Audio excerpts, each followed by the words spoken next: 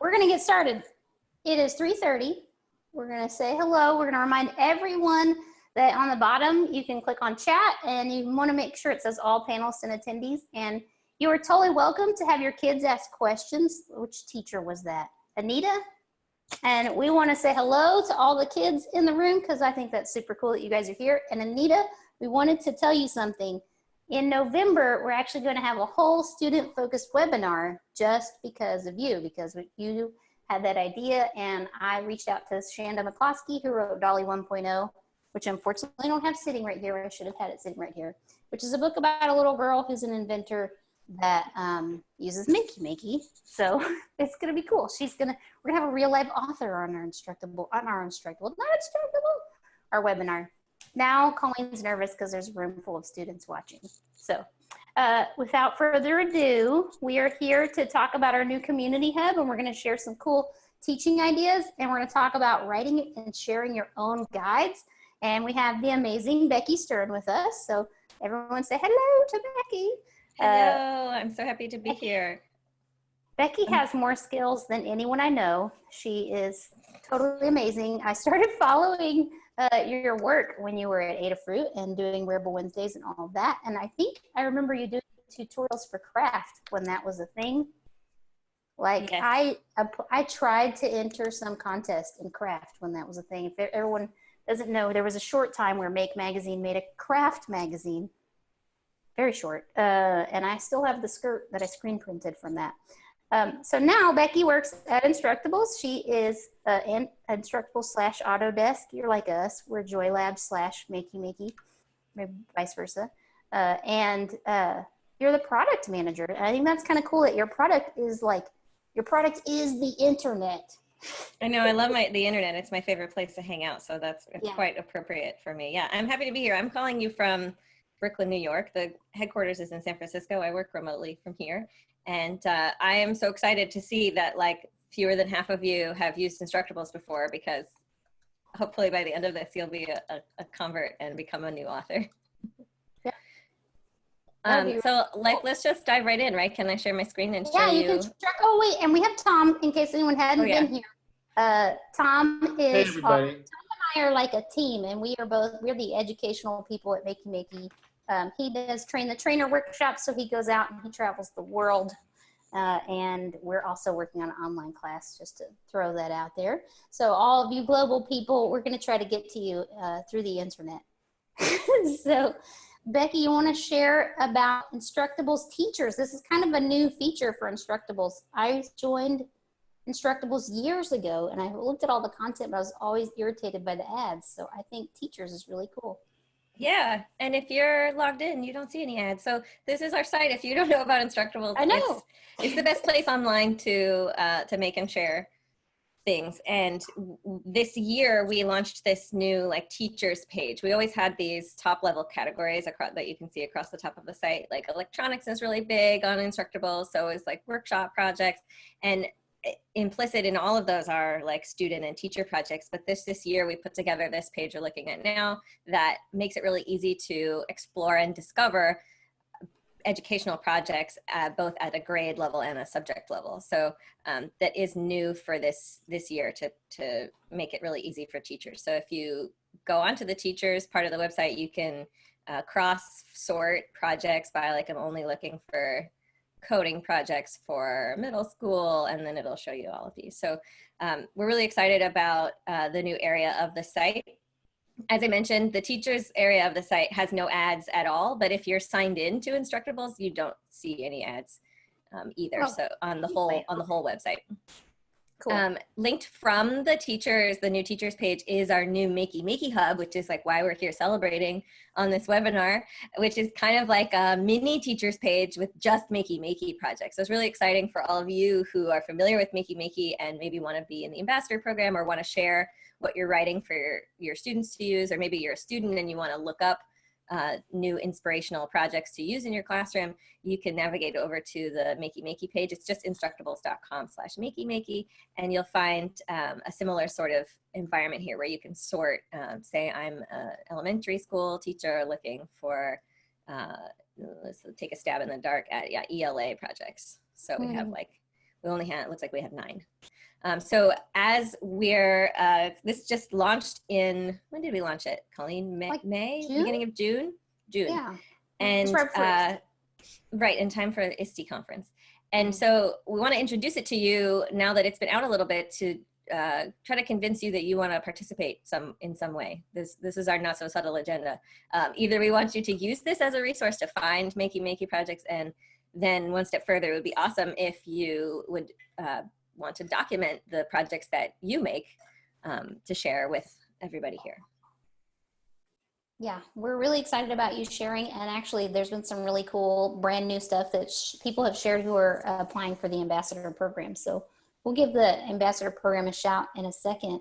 But I think, you know, right after we launched this, then I realized that Tom had guides in our old community hub that were, I guess, under Makey Makey, and I asked him to start an Instructable.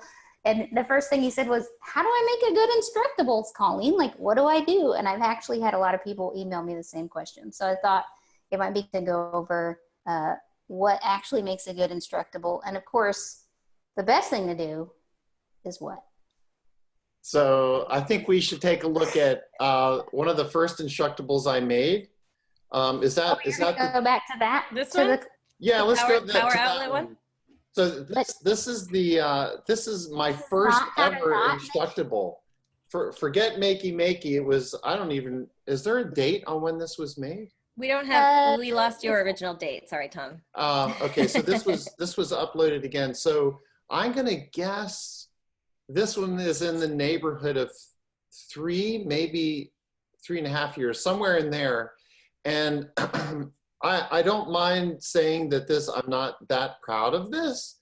I am proud that I did it, but it was my first ever Instructable. Now when I look at what Becky does and what Colleen does and what some of the other teachers probably on this call have done, this is not great. So maybe Becky, you can kind of pick this one apart and describe why or how I could improve this. I was going to say why it's not that great, but I just essentially made a video. That's all I did, and I posted it and had a title. Constructive criticism. Yeah, it's a little sparse, right? But if everything's in the video, then you just need some extra metadata. But yeah, we have some resources on the site for authors, and we do publish and feature content across like a wide variety of topics and sort of levels of detail too. So I wouldn't say that there's one perfect way to make an Instructable, but there are some guidelines that we like to tell you in order to sort of set you up for success. One of the first resources I would point people to is this free online class on Instructables about how to write an Instructable. That's definitely gonna get you, if you've never used the site before, if you're not used to documenting your projects, if you want a little bit more detail, this 4-lesson class will guide you through everything you need. Including like photography tips and writing tips and instructions on how to use our interface and editor. If you already know how to document stuff, but you want to know what makes, like what we look for in content that we feature in newsletters and on the homepage, for example, we have this forum post called the Featuring Guidelines. It's a sticky forum post, so if you go to the forums, you should be able to find it. But also, if we're keeping a record of the links associated with the webinar, it'll be in there. And this is just a quick checklist of the things that our community managers look for when because all of the content is reviewed by humans. So in order to be featured, we can just like check this against Tom's Instructable. The title fits and explains the project. I think that your title does fit what you're like. That's just saying your title should be accurate. Power outlet with Makey Makey. Sounds pretty good. The introduction should state what the project is and the reason that you made it. You got that pretty concise there. You're connecting Makey Makey to a power switch tail, and you have your supplies there too. Here's where we start to look for there to be a little bit more improvement. All photos should be original, bright, clear, and in focus. Well, we know your work is original, Tom. That's just saying like we don't want you to upload other people's copyrighted images, but the brightness and the clarity could maybe just use a little improvement. Now, I will say this, is that what's interesting is that, and I think that this is true about photography in general, what I have found is that good photography requires a lot more light than what I'm used to producing, right? It's like putting a lot of light in there makes it so much better, like really paying attention to the amount of light. You have a black background. Your eyes are far more capable of making like adjustments for low light conditions than a camera will be. So although I don't see very much like grain, which would be like characteristic in a dark shot without enough light, like I'm expecting this black background to be grainy, it's not. So I actually think like your focus is pretty good and I can see what you're doing. But for when the community managers are looking for content to feature on the site, they're looking for a nice, bright, clear main image that will really like make people want to click on it. So I think your video is perfectly fine in terms of lighting because the key parts of it are in focus, but I would rethink your main image. Yeah. And the most important thing is that the power tail switch is no longer viable. Yeah, the product is discontinued, but I mean, there's other products that are very similar to it, so I think it's okay. So Becky, I actually have a question about that. I made an Instructable about a product that's no longer available. Should I keep it there? Should I take it down? Yeah, you should keep it. I still have a power tail switch, and you know what, Tom? We made one. We did a project with a power tail switch in our book and an accessibility pillow where you sit on the pillow. And that turns on the switch, and I'll have to post the video later because it's like me listening to Milli Vanilli. When you sit on it, I think there is a lot of value in leaving it up. Not only because of what Colleen said, people might still have this product in their repertoire, but also because there are very many similar products on the market that could be used instead. And so people can be inspired by this project and then take a different path to accomplish it.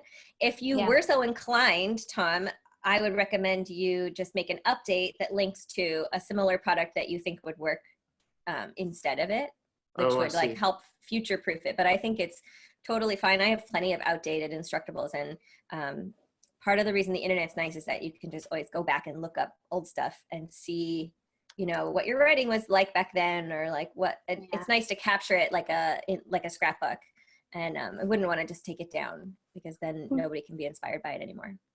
Becky, can you go to the clinic? I just found the clinic the other day, and y'all, that is a place where you can actually post your Instructable as like a comment, and people will give you feedback on your Instructable if you want to get good feedback. So yes. I think that's really so cool. There's this other forum topic called the clinic, and all you do is you just like say, hey, can you look at my Instructable? And you put a link in there, and our editors will come in and give you the same type of feedback that I'm giving Tom right now. And that's only editor feedback. That's not the community feedback. No, community. Anybody can reply to you, but I guess what I'm saying is that the staff does monitor this and reply to people. It's not just community members. I noticed there was a kid that made this really cool like pegboard. You make your own pegboard, and I started following that kid, and he's been commenting in the clinic, and I thought that was really cool. So it is really cool. So like kids can be on Instructables and creating guides and sharing what they're doing. It's innovative too. I'll have to find that and share it with everyone later. It's a really cool guide. So that's basically it. There's this list of featuring checklists. So besides, let's see, the right images, it's broken up into enough steps to be easy to follow. Your grammar and spelling should be, pretty okay. It's okay if you write in a different language though, if that's your thing. And then the replicability is what we're looking for in some cases. Like, is the project, can I follow it and reasonably expect to be able to replicate the project that I'm seeing? And include a list of your materials and tools, any files like code files or PDF patterns or anything that might be associated with the project, and then and any videos if you have them. You can embed YouTube and Vimeo. So what percentage of Instructables, like for me, I just had a video, and I need to go back and follow these points, but what percentage of Instructables have no video, just photos? Most don't have video. Oh, wow. Okay. So video is not a requirement. It's last on the featuring checklist because it's just nice to have, but it's not going to make or break the feature ability of the project. It's just mentioned there because we know it can provide a lot more detail. And if you already have it, it's nice to include it. Oh, she's modest, so she probably didn't say it, but another good way to learn how to make a good Instructable is to look at Becky's Instructables. Ha. Those are awesome. She has like beautiful lighting, and they're simple, because I know when we just started this, Becky, I remember that I asked you one time, I was like, it's taking me months to get this project written.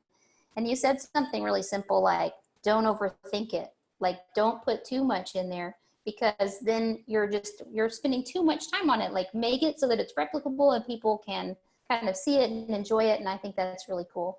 So I think that's really, I totally believe that. Like, just do the minimum viable job to make it shareable. Like, I know everybody, if you're a teacher, you have like a publishing standard you want to hold yourself to, and you probably want it to be perfect before you hit publish, but nobody can benefit from it if it sits in draft.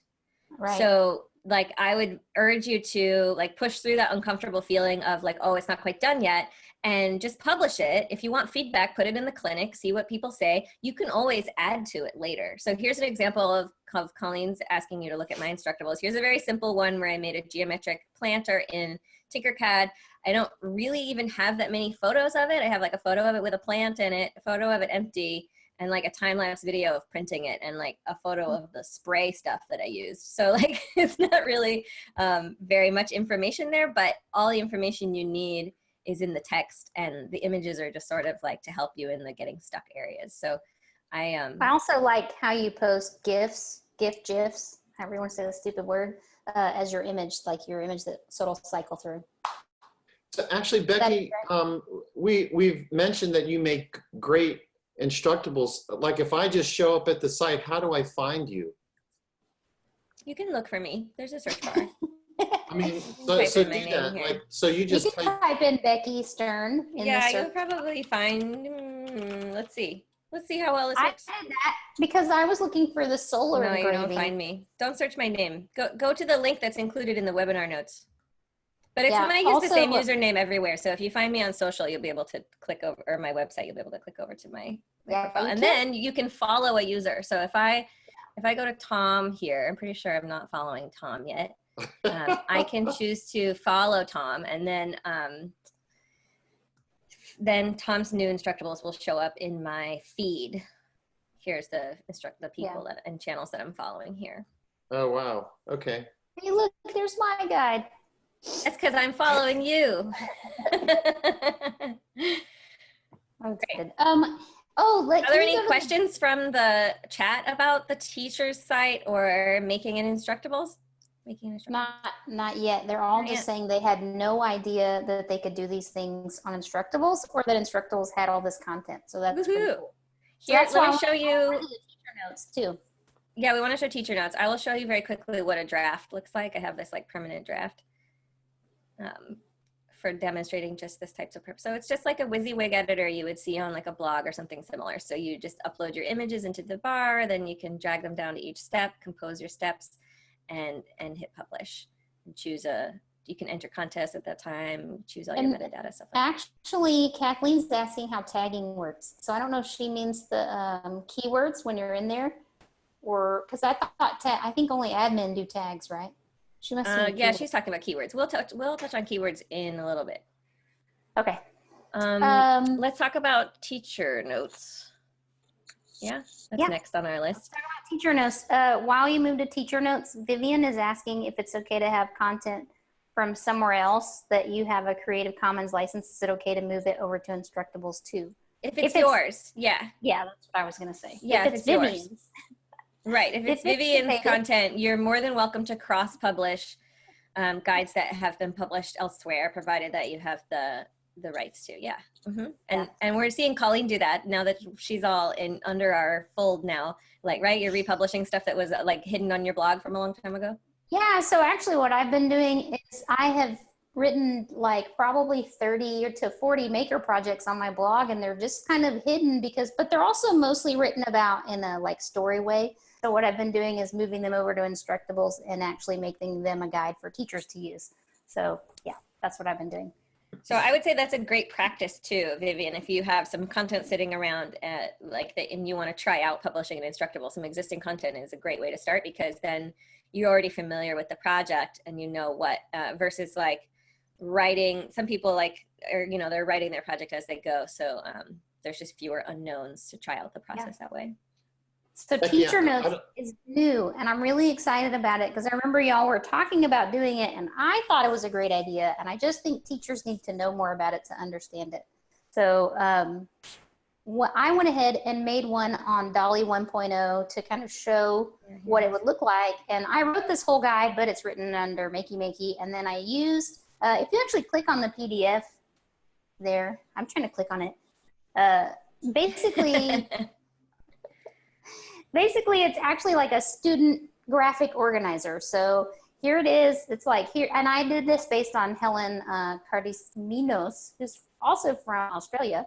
And it's just kind of like an organizer for students, for them creating a toy that based on like what someone else wants. So it kind of takes the whole project, which is already student driven, but changes it to a empathy driven project. So it's more design thinking, and the kids will say like, okay, they're going to interview their best friend about what they want in an ideal toy. So you can have your kids collaborate and work together. Well, how do I want to make this toy?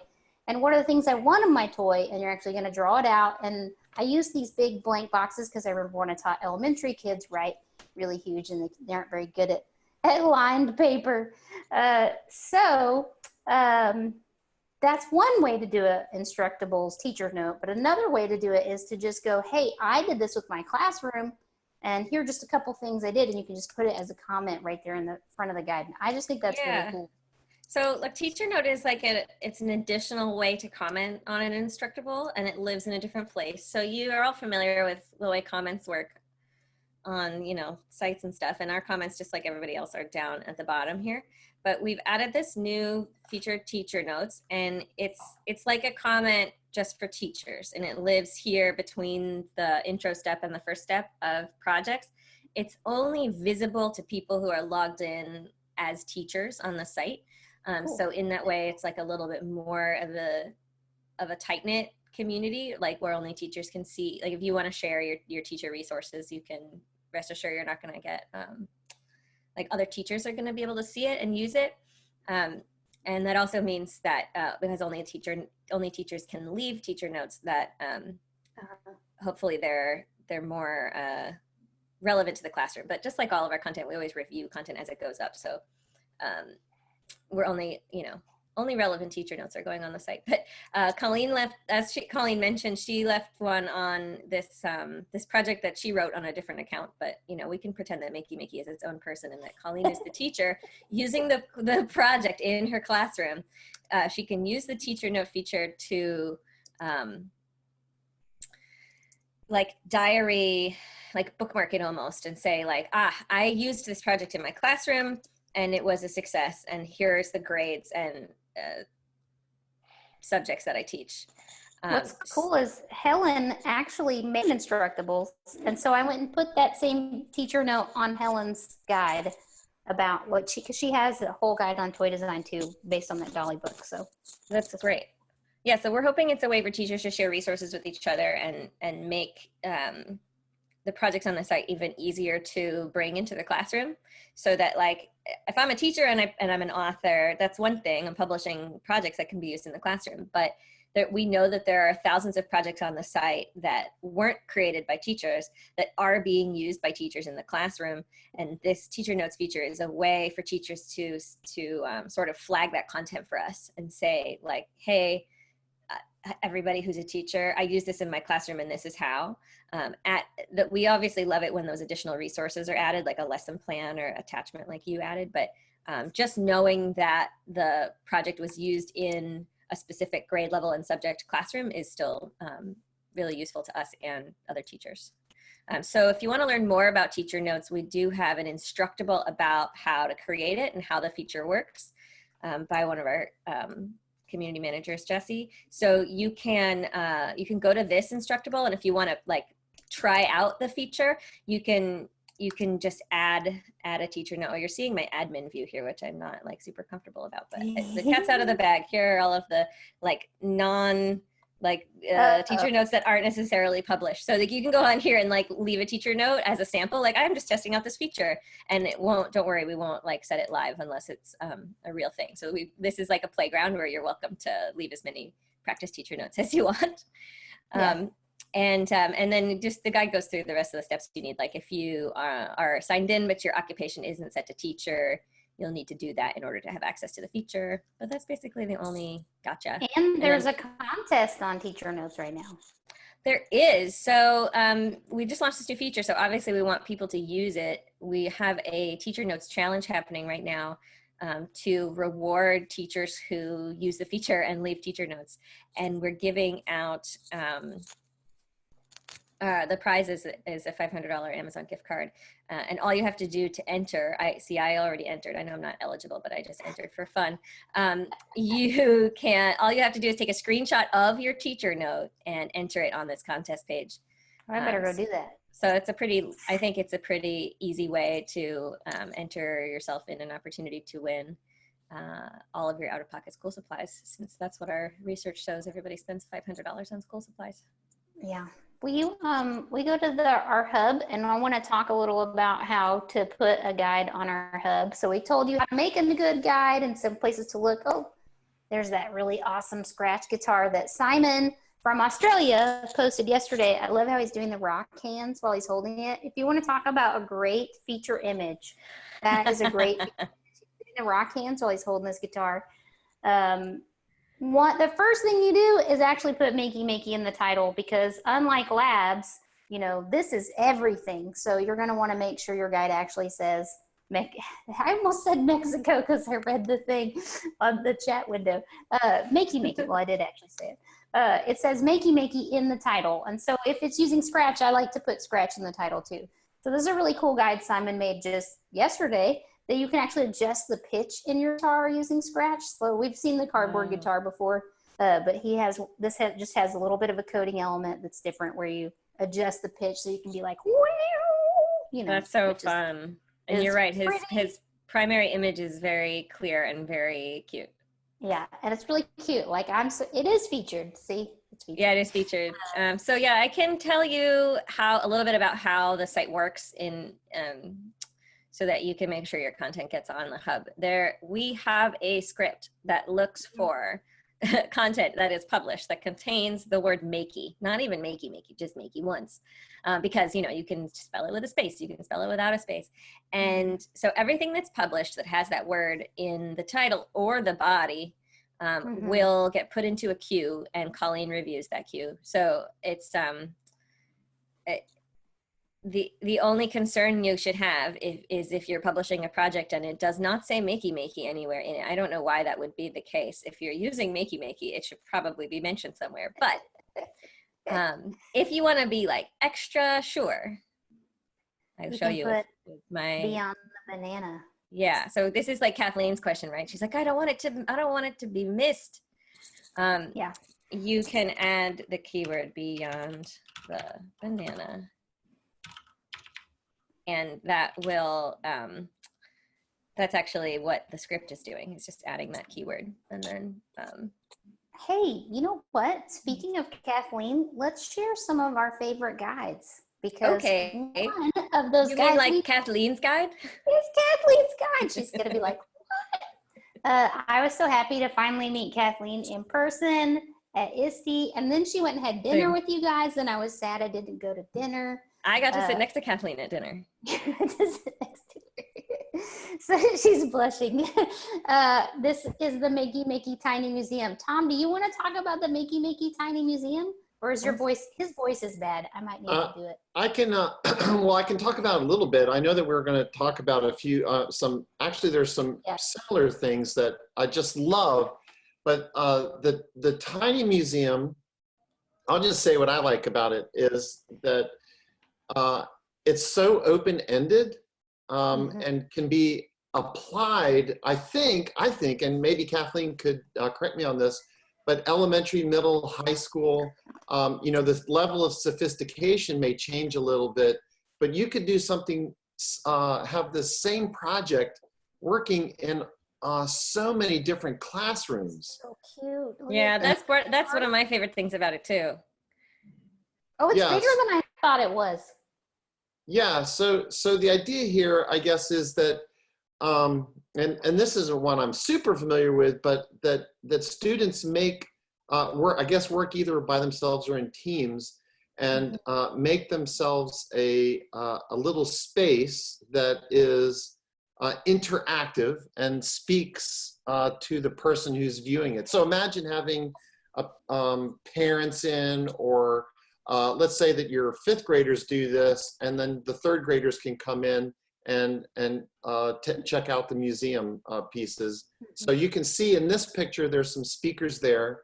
And as people explore the museum, there could be either words or sound effects or educational pieces.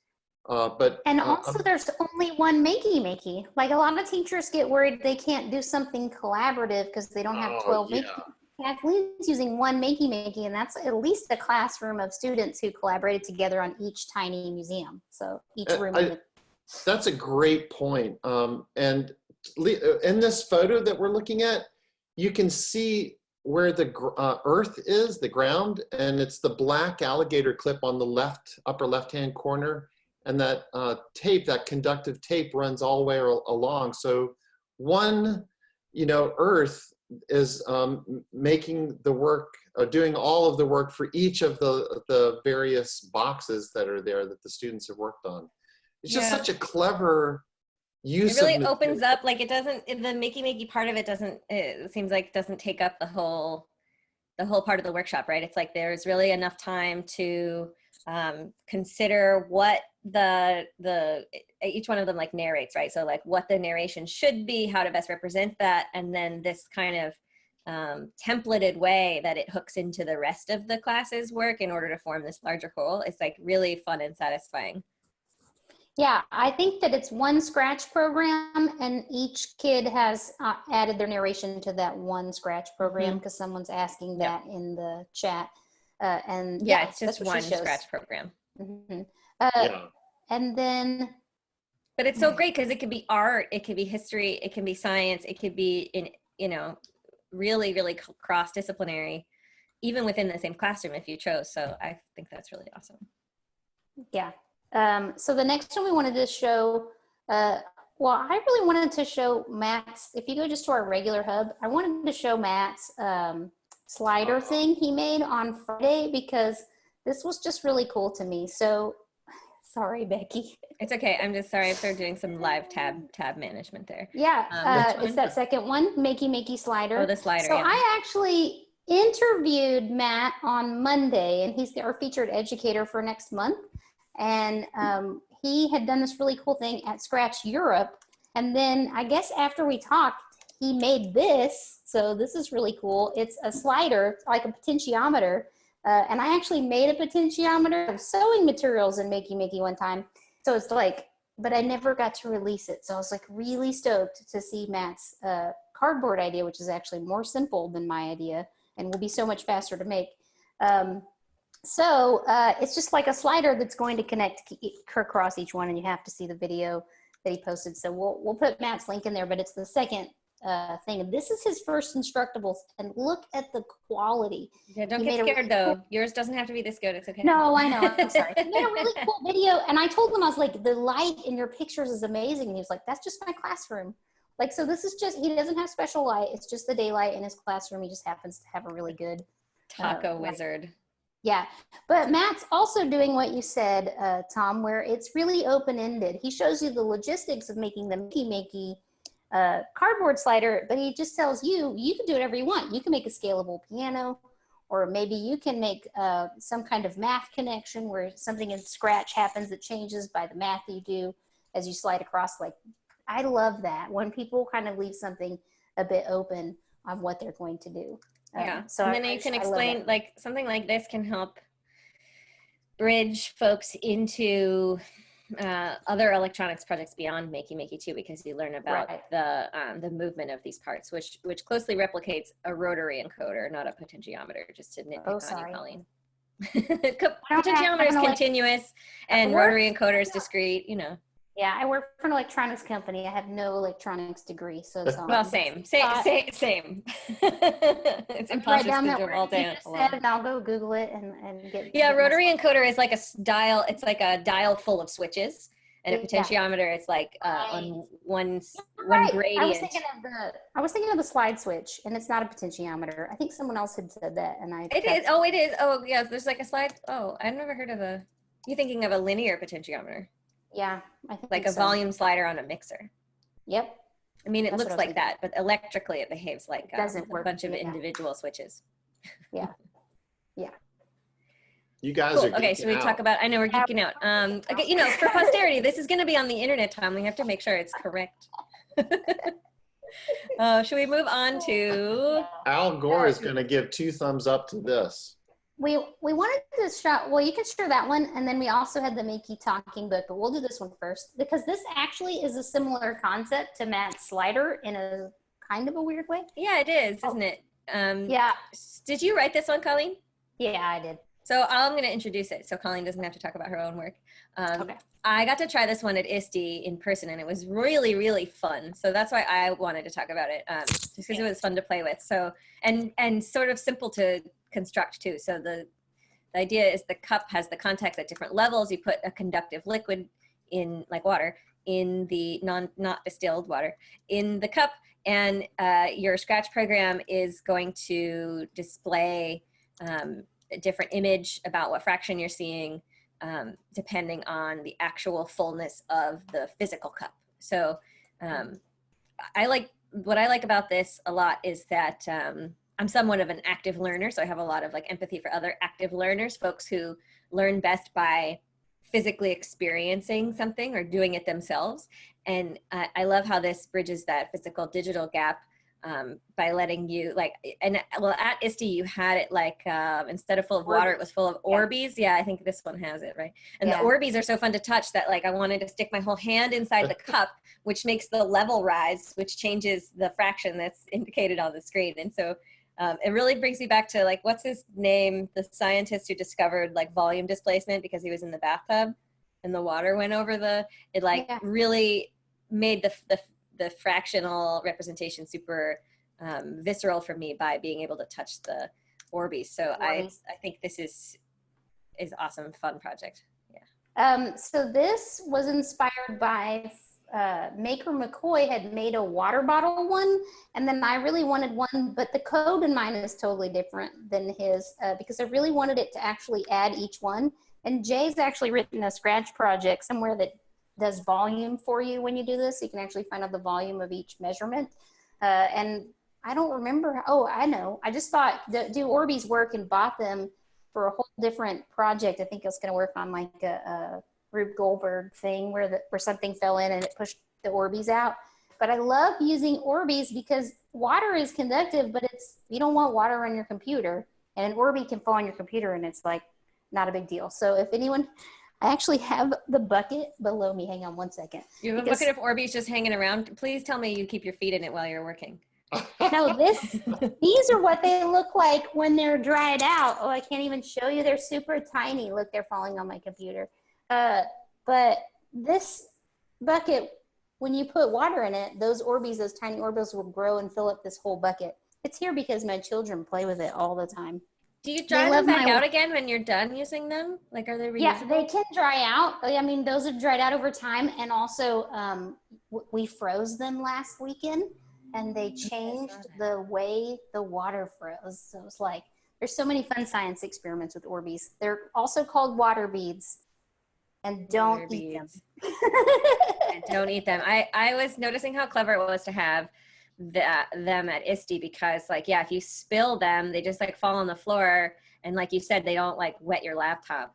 Yeah. So they're really clever, and they're very fun to touch. So it made the the example more enticing. This Scratch program was complicated because I wanted it to do this and that one, and this one and I actually used like and or logic to write the, yeah. And I tried to word it out like what it was doing, and for people who are into, that one is just if else one, but there's another one that shows the and logic. I think that's it.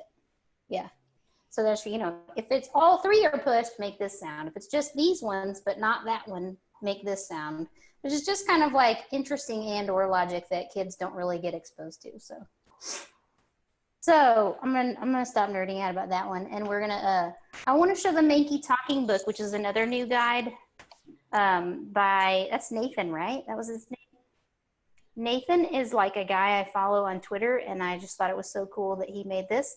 Oh my gosh, I noticed we actually have 4 Q&As, but this was a simple, a really simple way to make a book talk. And I thought it would be really cool if you have your kids, like it can work on fluency, right? And like how they're speaking and how they're reading a book on this with this project. So that's pretty cool. We must have people from Instructables who aren't familiar with Makey Makey on the call, because we have someone asking what the difference is between Makey Makey and Arduino. I feel like we should make Becky answer that. I can answer that question. I can. But I will say that Makey Makey is designed to be plug and play, and it is not as, it doesn't have as many options as an Arduino, but you're going to be able to just plug it in, and it's already, all the inputs are already kind of designed for you. But I'll let you give a nerdier explanation. My elaboration on that would be that it is technically an Arduino Leonardo. It's got a 32, an Atmega 32U4 chip on here, and you can reflash the firmware if you want, but in order to use it as a regular Arduino, and the outputs are like broken out for you. Like the easy classroom outputs are on this side of the board, and then the like extra outputs are in these headers on the other side of the board for like more advanced users. So in a pinch, a Makey Makey does double, but it's designed for resistive touch, and the sketch that it comes with, as Colleen mentioned, is plug and play to act like a keyboard. So these are going to be your direction arrow buttons. When you plug it in over USB, it's going to act like it's pressing the up, down, left, right arrow buttons on your keyboard, or the space or the mouse click. So that makes it really easy to integrate with Scratch and any number of other computer screen mouse based programs and stuff that you want to use with it. So it's designed to be plugged into the computer and not reprogrammed necessarily. Yeah. But so say someone asked, is it only for the computer? And so yes, you have to always have a computer, or you could use a Raspberry Pi. You don't have to have a computer. You can use Raspberry Pi to power your Makey Makey, but you have to have something that reads keyboard presses. Right, because all it does is act like a keyboard, and then whatever those keyboard presses do is up to the computer or the Raspberry Pi, the other thing that's receiving the keyboard input. But I will say that I did find an Instructables for battery powering your Makey Makey, and it's a little ridiculous, but you can battery power your Makey Makey and use the output function to turn on lights with your Makey Makey instead of just using a battery. I don't know why you would do that exactly, but it's doable. I did it, and it was crazy. It like blew my mind that it worked. You technically can't reflash the firmware anymore, only the SparkFun models. Oh, really? Like, oh, sorry. That's okay. Look, I got to nerd out on you that time. I haven't kept up on the like changes since I was like responsible for entering it in the Adafruit web store. Right. You'll see that this guy's your talking book project is currently in our teacher contest, so all of you can go and vote on Nathan's vote for it. Yeah, vote for it. Yeah. So in the video, it's his son pressing each page, and it's reading the book to him, and I just think it's adorable. And then that's actually similar to Matt's project he presented at Scratch, which I'll be writing about. I'm writing about for the blog, but he had the teachers at Scratch create 4-page storybooks. I'm trying to get him to write an Instructable on that too. So you actually could write and narrate your own book with Makey Makey, and just paper. You don't have to do like another book. I like the idea of having kids narrate their voice. I don't know.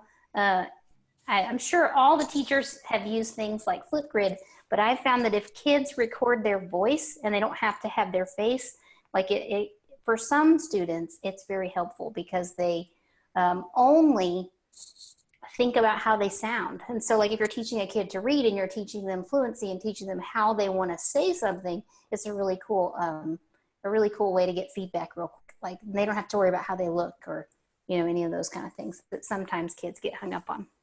I got to say, the part that would be fun for me in this project is working on sound effects, if that was an option. Yeah, sound effects. That's what Matt was saying. He liked the 90s books with the buttons. And I think they still make those little buttons. I had one of those for sure for Little Mermaid. But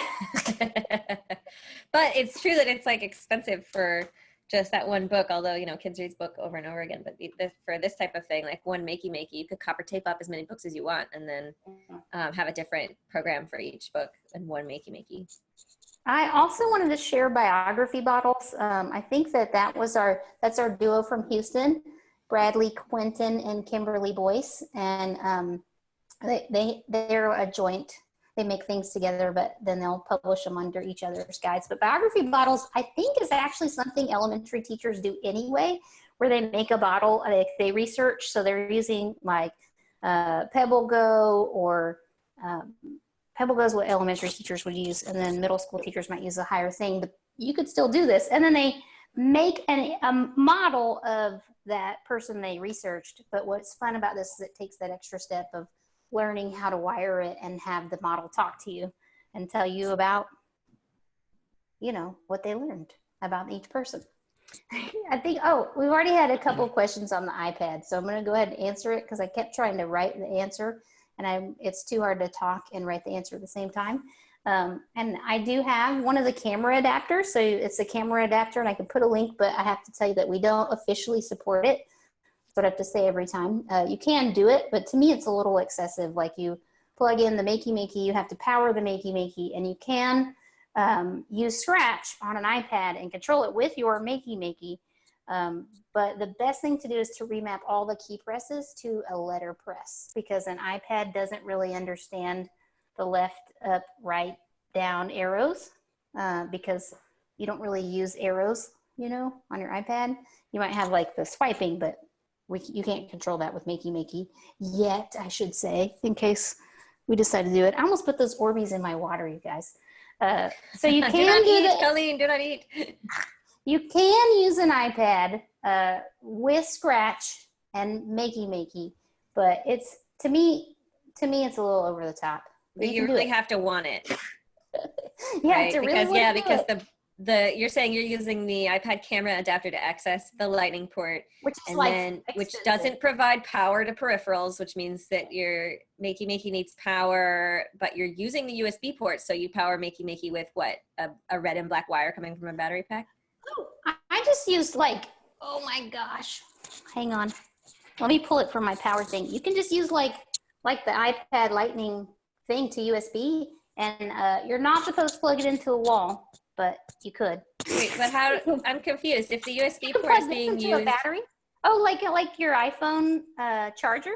You could. Yeah, use but if there's only one USB port, right? So how is it connected to the iPad and the power supply at the same time?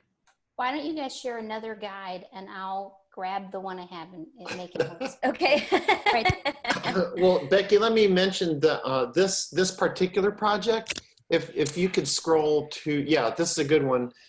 So there's another guide, and maybe you would know where this one is. It's a full-size model of a human, and I'm thinking it was a famous women in history, and they built mannequins, like we're talking full-size mannequins, and then when you walked up and held their hand, the way they built the hand, or different, I think it was the hand of the mannequin would tell you a story about who that mannequin is, like Ruth Bader Ginsburg, RBG, and they put these in different places, from what I remember, in the school, so that when you walked around the school, you could interact with a mannequin and get a little history lesson about.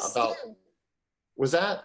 Yeah, that was Stu Lowe. He's in an international school, I think, in Korea. That was such a cool project. China. It's kind of like this one too, right? This philosopher poster one. Yeah. All about like getting to know the person by more than just their photo and what we know about them, but like getting to hear maybe a first person information, or like, it's all about, I mean, we all know how neurons work, right? Like if you can relate a new piece of information to information already in your head, like it's going to be more memorable. So I love that idea of being able to go and talk to RBG in your school. Like who's going to forget what she says when you encounter it in that context? Especially if you could get RBG on the phone, doing a little, hey, you know, we've got this project going on and we're making a model you for our school. So if Ruth Bader Ginsburg were to talk to you, I think I'd just freak out. This is the adapter. You can plug it's kind of like, I have an audio one like this too. It's for camera. For some reason it works, but you plug your audio in, not your audio, your power here, and your Makey Makey plug in behind it. And you plug this into the iPad. So then you have all this hanging out. That's why I feel like it's a little. And then that other thing is plugged into power, the other USB cable? Yeah, the other USB is plugged into power. Oh, I see. So it gives you an opportunity to insert bus power into the adapter. Yeah, but I honestly, at that point, I would rather, this is I think it's called the iPad camera adapter. It has a little camera on it. I can look for a link, but we're running out of time, so I don't want to get overboard on it. I unshared so that everyone can see very clearly. I feel like using a Raspberry Pi is a better use of using Makey Makey than trying to work on the iPad. Like even if you have all the iPads, like maybe instead you don't have to worry about getting all new computers. If you can get Raspberry Pis, you can use Scratch on Raspberry Pi, or you can even learn, you know, some other coding language. That's my other new thing I want to try to do, is get more coding languages with Makey Makey, because it doesn't have to be Scratch. You can use process. For Kathleen's museum project, tiny museum Instructable, since there's only one computer and one Makey Makey, everyone's working on their own Scratch program, like independently. So if your students are using Scratch on their iPads, they can be composing the program, and then but the activity itself doesn't have to use the iPad with the Makey Makey, if that makes sense. Like true. You can use Scratch. If you're a one-to-one iPad to student school, and you want to take advantage of that, you can do a lot of Scratch stuff, and then ladder it up into a group Makey Makey activity that uses the computer or Raspberry Pi. Raspberry Pi is a really cheap computer, basically, for the person. It's like the computer board inside your cell phone. So that's how I explain it to people. Versus an Arduino is more like the computer inside your coffee maker. Yeah. That's a great way to put that. I love that. Yeah, because an Arduino, you set it to do a thing, and the Raspberry Pi can do all the things. That's single-threaded versus multi-threaded processor, and the Raspberry Pi runs a full operating system, so it very much is a tiny computer. Yeah, my child has one as her Kano, with Kano operating system on it as her computer. Nice. So she can't get on the internet. Yeah, right. It's so evil. Can we show the STEM in the Gym project? Because it's the one last design challenge when I want to talk about it. And then I think we just need to talk about contests, and if any other people have questions. Yeah. We want to leave some time for questions. Janet is asking a question that Kathleen will have to answer. because that's Kathleen's question about Kathleen's project. Yeah. Chromebooks also work really well with Makey Makey. There's no reason a Chromebook wouldn't work. So I just think, I know that that's become an issue where some teachers only have iPads. And I also know from working with little people that kinder, first, and second do better with an iPad than they do trying to type on computers. So I get the struggle there. The STEM in the Gym project is a pretty fun way to introduce your kids to Makey Makey. I actually wrote this based on someone else's idea, but made it into a full challenge. So he had already created, and his video's at the top too. He created 16 activities where you do physical activities with Makey Makey and Scratch. Actually, not even Scratch. He did a bunch of other things too. And this is someone had asked about a webinar. So instead of a webinar, this could actually be a guide you might want to look at first, because it does talk about how I introduce kids to Makey Makey who've never seen it, how I taught them really small elements of Scratch one at a time. And then I just gave them a big challenge and said, I want you to make a guide, or I want you to make a game, a physical game that makes kids get active. That was all I said. And they all made up their own projects. They made really interesting things. We had one that was like a bongo relay race. So you had to hit the bongo as fast as you could and then run back and tag someone else to come back and hit the bongo. And then there was a soccer game that was like how well you're scoring your goal. Are you shooting it at the top of the goal, the middle, the bottom? And then these were third and fourth graders. So pretty amazing projects that they did. And that too, I think Sorry, I'm not able to keep up with you with the video. That's okay. I think I put a teacher note on there. I think I did. I feel like I did. Yeah, my internet's not fast enough to broadcast to you and pull down a couple of YouTube videos. That's okay. The student PDF that I created, that I worked on with my students at the same time. And I say my students, but really I go in and volunteer at local schools, and I try out my projects before I publish them because I'm not in a school like I used to be. So yeah. Oh yeah, and it has that simple switch in there too. But I just like to make them PDFs because then I know teachers can use them. So I noticed we had 2 more Q&As because we're running like real low on time. I can't seem to get there's 2 Q&As that I hadn't answered yet. So one was about material sources that Jana asked, and I wasn't actually sure, but I think she meant when you're posting your guide, is it important to put the materials in the guide? And I think the answer is yes. Yeah, it's important to put the material. It's nice if you don't already have that list at the end of your writing to go through and see what are the materials I used and just list them in the beginning so that people, when people read, if you put yourself in the position of somebody who's looking for an inspiring project, they want to quickly be able to assess how doable the project is, and part of that process is knowing like what supplies are involved. So you don't have to supply like a super detailed list with like links to every single thing, but to give us a broad idea of what supplies you used is useful for folks who are determining whether or not they want to read further even. I always recommend it.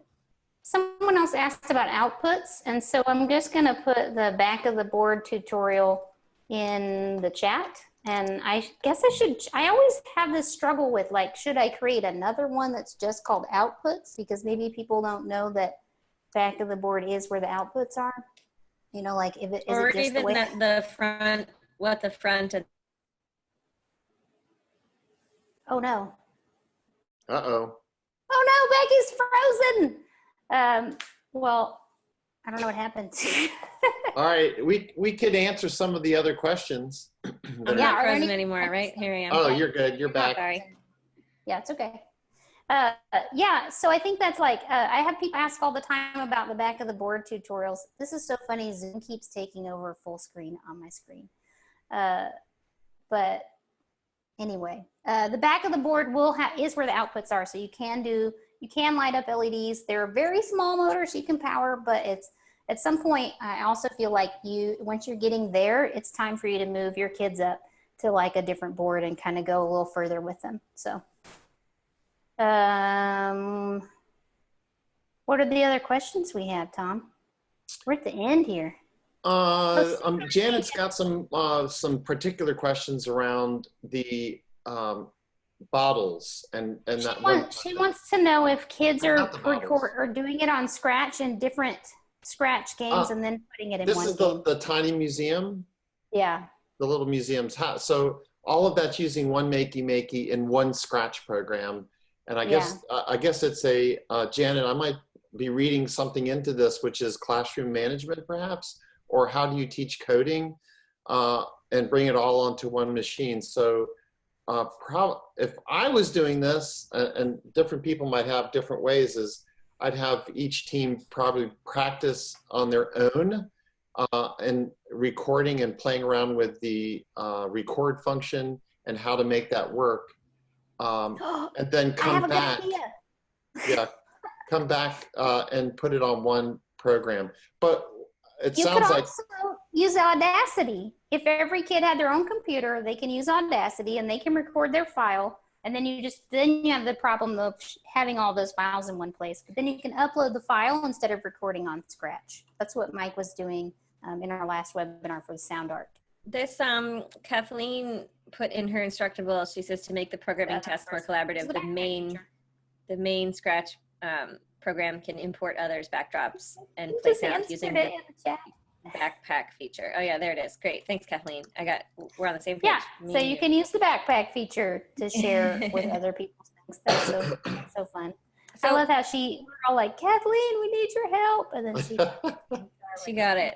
I hope, well, I'll be happy to answer some more questions, but I want to make sure before anyone goes that, that you're sufficiently, if you weren't sufficiently enticed to write an Instructable yet, that you might consider the enticement of one of our open contests. And that includes the one we mentioned about teacher notes, but we're also running a general teacher contest at this time that closes near the end of October. That's for any Instructable used in any project used in a classroom written up as an Instructable can be entered here. I mean, I'm not reading you the full rules, but that's the gist of it. So that one's specifically for teachers, and we will be running a couple more teacher specific contests in the future. Keep an eye out for those, but I'd also encourage you that there's also the classroom organization contest is open for, it closed yesterday, never mind. But enter any contest that you see that's open. Don't save your stuff for the teacher. Like, if you're thinking of a project and it fits in one of the other contests, like, please go for it, because there's lots of gift cards and other prizes to be had, which you can use, obviously, resources for your classroom. So,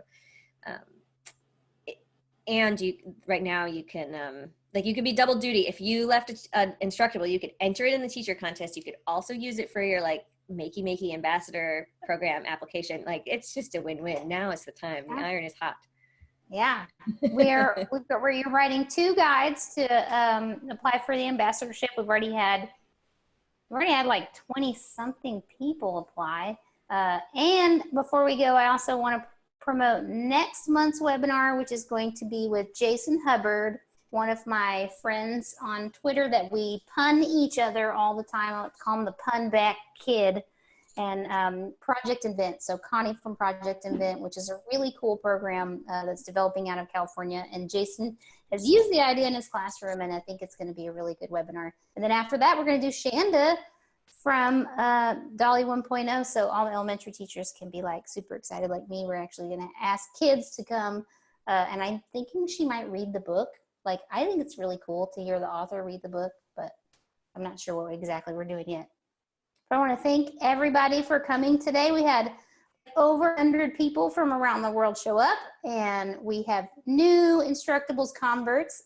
Becky last Friday actually, Matt posted that Instructable, and then I introduced it to Frazier, who posts Instructables, and we both were DMing each other about how it's a little bit addictive to write Instructables. At first, it's hard to get started, and then once you write them, you start going, oh, this could be an Instructable. Oh, that could be an Instructable. Oh, I could tell someone how to do this. Welcome to my life. So don't be scared. We all want to. It's so great to share. We're better together. It's so helpful when people can share what they're doing. It helps other people just kind of have that boost of momentum. Oh, I forgot. My favorite thing is at the bottom. If you click I made it and you upload a picture, so you do a project with your students. I wrote the gigantic Makey Makey guide, and one of my favorite things is seeing other gigantic Makey Makeys. So do you have any I made it's on that one, Colleen? On the gigantic Makey Makey, there's 5. There are, yeah, okay. Is it? Can I find? Probably gonna have to look for it because it was published a whole summer ago. It wasn't that one that I just went by. That was a different one. The piano one has it. Yeah, the piano one has it. That's what I was thinking of. No, yeah, you're talking about the life-size Makey Makey. Yeah, remixing other people's ideas is cool too. Yeah. Colleen and Becky, the students want to know what we do in our free time. I just said I'm working on a geodesic dome that I should make into an Instructable, right? If you want to. Where's that question? I can see that. So here's what Colleen's talking about. It's a special type of comment on the bottom. And so it's true that we did have it in our notes to explain the difference between a teacher note and I made it. And I made it is just, for teachers, it's really similar, like an I made it and a teacher note, but because they can both have pictures, they can both have attachments. I would say if you're a teacher, lean towards posting a teacher note, but anytime you make a project from Instructables, anybody can upload their experience making it with a photo. And I agree that as an author, it's so satisfying to see people making your project and sharing that your instructions were successful. Yeah, and this is funny because I think I had posted the yoga mat, and then Meredith did this, so that's really cool. Geeky teaches Meredith, but after we met Randy at ISTE, I realized that I had one of my first Instructables I ever did was Randy's robot. That's an old telephone, but well, actually, my husband and I did it together. We hacked it with a Hummingbird robotics kit, and that was like one of those. So kids, what we do is we make weird stuff all the time. We took the Hummingbird and we had to figure out how to power it so that it didn't have to be powered by the computer. And I think I had to learn to solder to make that. And we just wanted to be able to control the way it walks. When we found out that actually it's really hard to control the way a robot walks. When we made that like 5 years ago. But I just recently posted the picture. And yeah, it's never too late. It's never too late to post and I made it. If you have a photo from 5 years ago, like the author is always like so excited to see that you replicated their project, and then like other readers are so interested to see that the project was replicable, right?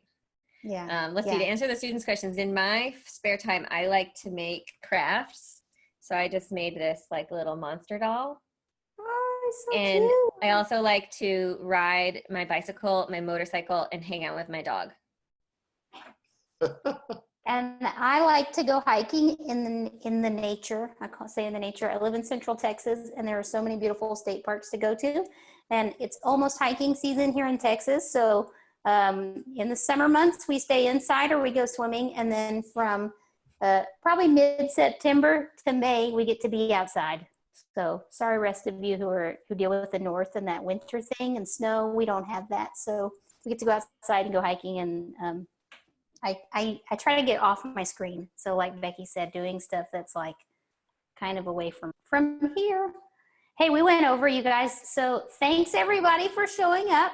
And yes, we try to do a webinar once a month for Makey Makey.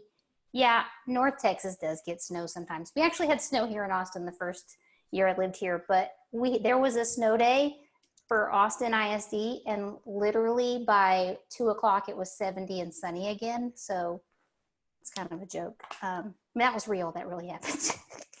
I have to edit all this out now because I'm just saying weird stuff. No, it's fine. It's great. It was really nice to be here. Thanks for having me. I really enjoyed answering those people's questions here. And all of the people who attended should feel free to reach out to me.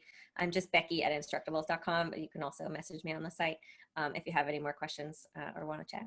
Oh yeah, and it's getting late over in your time zone. So everybody, cool. I got more meetings.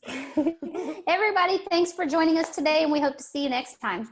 Oh, somebody said they want my shirt. If you place in a contest, you get a shirt. So write an Instructable, and that'll earn you a shirt, basically. I know. Yeah, I have an Instructable shirt.